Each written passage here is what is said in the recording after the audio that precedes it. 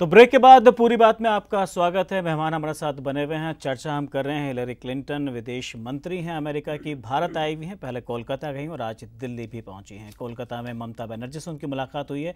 अजय जी, अभी हाल बात करते करते आपने एक बात की कि क्षेत्रीय पार्टियों की वो सोच नहीं होती है जो एक नेशनल पार्टी की होती है, और यही वजह है कि जो हिलरी क्लिंटन है वो भारत आई है। लेकिन सबसे बड़ा सवाल ये उठता है कि अगर यही वजह थी तो वो सीधे दिल्ली आती, प्रधानमंत्री से मिलती, लेकिन ममता बनर्जी के पास जाने का सवाल क्या हुआ? बिल्कुल दिल्ली आने के लिए उनका वो था, लेकिन इसमें कोई एक नई रणनीति के तहत उन लोगों का अपना कोई दिमाग रहा होगा, जहाँ तक हम सोच नहीं पा रहे हैं, पहुँच नहीं पा रहे हैं। तो वही जाने बेहतर कि वो कलकत्ता क्यों गई। हो सकता था वो कलकत्ता की जगह हिमाचल भी जा सकती थी, हो सकता था उन्होंने कलकत्ता चुनाव करा, ये उनका अपना व्यक्तिगत या उनकी सरकार का या अमेरिका सरकार का मामला है। लेकिन सबसे पहले देश की सरकार ने प्राथमिकता के तौर पर उनको निमंत्रण, जब वो आने का पता चला तो निमंत्रण दिया था कि आप दिल्ली आइए और दिल्ली में ही सर्वप्रथम आइए।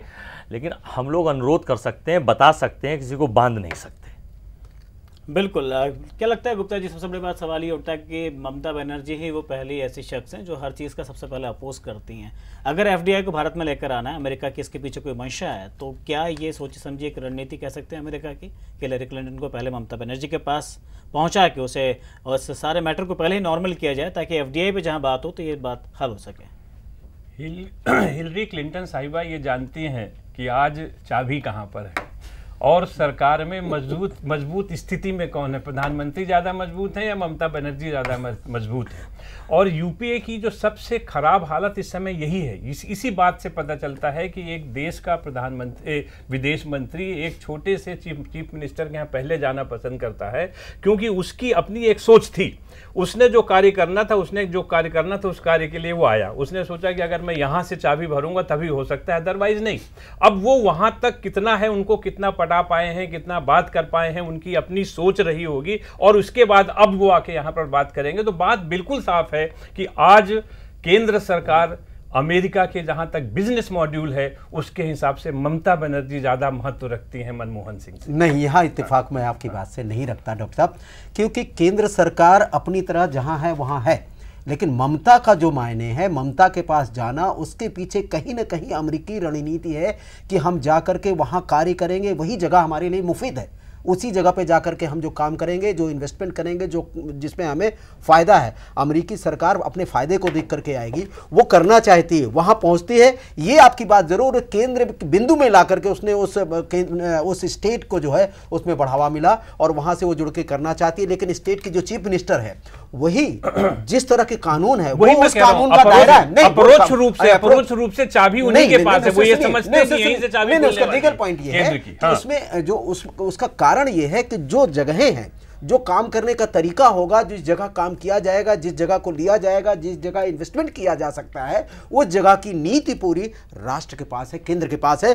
जब तक वो केंद्र निर्णय नहीं करेगा तब तक वो नहीं है। तो यहां ये भी हो सकता है कि पहले जो स्टेट को जो अपने पक्ष में लेना, उसके बाद हिंदुस्तान के जितने स्टेट हैं शायद उनको भी पता है, हिलरी क्लिंटन जी को भी पता है कि ममता जैसे अनरीजनेबल पर्सन उन्हें नहीं मिलेगा। परंतु आज भी अगर चाहे तो उन्हें बहुत से अच्छे स्टेट्स हैं जहां पे जाके बिजनेस कर सकते हैं, पर वो नहीं कर रहे, क्योंकि आज वो बिजनेस कम करने आए हैं, चाबी ज्यादा लगाने आए हैं। उसकी मेन वजह उसकी चाबी लगाना नहीं है। ऐसा नहीं है गुप्ता साहब, ऐसा बिल्कुल नहीं है। ये हिंदुस्तान एक, मैंने पहले भी कहा है कि यहाँ पर हम पूरे हिंदुस्तान में सब स्टेट को समान दर्जा दिया जाता है। इससे बढ़िया और कौन सा उदाहरण है कि पश्चिम बंगाल चले जाएं, राजस्थान चले जाएं, उत्तर प्रदेश चले जाएं, हिंदुस्तान का हर अंग उस उपवन का एक पार्ट है। किसी उपवन में चला जाए, ऐसा नहीं डॉक्टर साहब, मैं आप ही बात कर रहे हैं, उनके पास है, इसलिए मैं कह रहा हूं आप उसको राजनीति के साथ, चाबी अखिलेश के पास नहीं है, चाबी मोदी के पास नहीं है। नहीं, आप कहने लगे कि सबके पास तो है, गुरुमुख के पास ऐसे कहने लगे, क्यों नहीं, दूसरी पार्टियों के पास भी है। लेकिन यहाँ पर ये मुद्दा नहीं,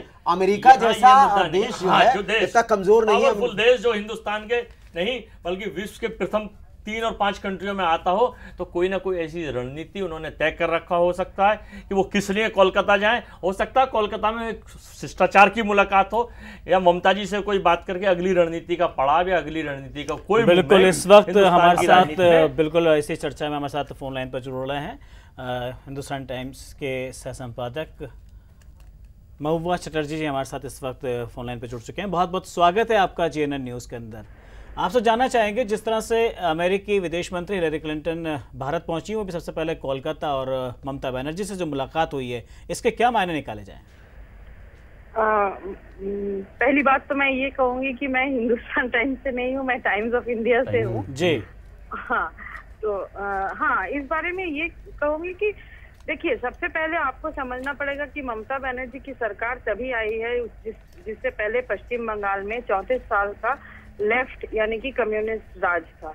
तो ये और अमेरिका हमेशा ही एंटी कम्युनिज्म और कैपिटलिज्म का आइडियोलॉजी प्रीच किए हैं, और अभी जो ये कम्युनिज्म का राज खत्म हुआ है पश्चिम बंगाल में, ये लॉन्ग टर्म मैसेज अमेरिका दे रहे हैं ममता बनर्जी से मिलके कलकत्ता में आके, और पहले कलकत्ता आए हैं और उसके बाद वो दिल्ली आएंगे। इससे एक और मैसेज भी मिलती है कि ये बिल्कुल इंडिया का पॉलिटिक्स में अभी जो कोalition है, कोalition में सिर्फ न्यू दिल्ली का राजनीति अकेले ही नहीं है, उसके साथ राज्यों का राजनीति और राज्यों का छोटा पार्टी भी उनका भी अभी इम्पोर्टेंस काफी बढ़ा हुआ है। तो इस बात को भी वो मानते हैं, और इसीलिए ये ममता बनर्जी से मिले और यहाँ फिर दिल्ली, वहां से कलकत्ता से फिर दिल्ली आ रहे हैं, ऐसा मुझे लगता है जी। लेकिन जी बिल्कुल, लेकिन जहां तक बात की जाए अगर ममता बनर्जी की, आपने कहा कि कम्युनिस्टों का राज वहां से अभी हटा है, उसके बाद ममता बनर्जी आएंगे, लेकिन जिस तरह से हम अभी आजकल जो बिहेवियर एक तरह से हम देख रहे हैं जो ममता बनर्जी का, वो बिल्कुल वही एटीट्यूड नजर आ रहा है उनके अंदर जो कम्युनिस्टों के अंदर रहा है।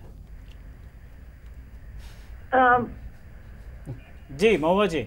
हाँ, आपका प्रश्न मैंने ठीक से सुना नहीं। जी, भले ही आपने कहा कि कम्युनिस्टों का राज वहां से अभी हटा है और उसके बाद ममता बनर्जी आई है, लेकिन ममता बनर्जी के अंदर भी वही एटीट्यूड झलक रहा है जो कम्युनिस्टों का रहा है। नहीं, वो एटीट्यूड हो सकते हैं, लेकिन इडियोलॉजिकली एक मैसेज देना जी, वो अलग बात है। ममता बनर्जी लेफ्ट आइडियोलॉजी के साथ दिखते नहीं है, उनका इमेज लेफ्ट आइडियोलॉजी के साथ नहीं है, और एंटी कम्युनिस्ट है, क्योंकि उन्होंने अकेले ऑपोजिशन पार्टी रहकर लेफ्ट रेजिम को वहां खत्म कर पाई है। इसलिए इसमें और आप यहाँ हिलरी क्लिंटन कलकत्ता आने से पहले की बात ये है कि टाइम मैगजीन, महुआ चटर्जी जी, मैं बिल्कुल सहमत आपकी इस बात से नहीं हूँ कि अमेरिका की क्लिंटन सरकार कम्युनिस्टों के खिलाफ होकर यहाँ पर आए और केवल इसी संकीर्ण विचारधारा के साथ अमेरिका जैसी कंट्री, विशाल कंट्री के लोग केवल इसी संकीर्ण, मैं बिल्कुल आपकी बात से, आप बुजुर्ग हैं, आप हमारी सम्मानीय हैं, लेकिन मैं बिल्कुल सहमत नहीं हूं कि इस संकीर्ण विचारधारा के साथ अमेरिका जैसी कंट्री की विदेश मंत्री हिंदुस्तान में के साथ उन्होंने लेफ्ट को हरा दिया। It is the part of the life, it is the part of the politics. Congress के कोलिशन से सरकार बनी तो यूपीए 1 में लेफ्ट इनकी कोलिजन पार्टनर थी, और उस समय हमारी जो न्यूक्लियर डील बहुत इंपॉर्टेंट, जबरदस्त न्यूक्लियर डील, शायद अमेरिका कभी हिंदुस्तान आके न्यूक्लियर डील की बात ही नहीं सोचता अगर लेफ्ट पार्टी उनके साथ थी। बिल्कुल महुआ जी, बहुत बहुत शुक्रिया हमसे फोन लाइन पर जुड़ने के लिए, चर्चा का हिस्सा बनिए। हम यहाँ रुकेंगे एक छोटे से ब्रेक के लिए, और ब्रेक के बाद बात करेंगे एक और हॉट टॉपिक बाबरी मस्जिद कांड की।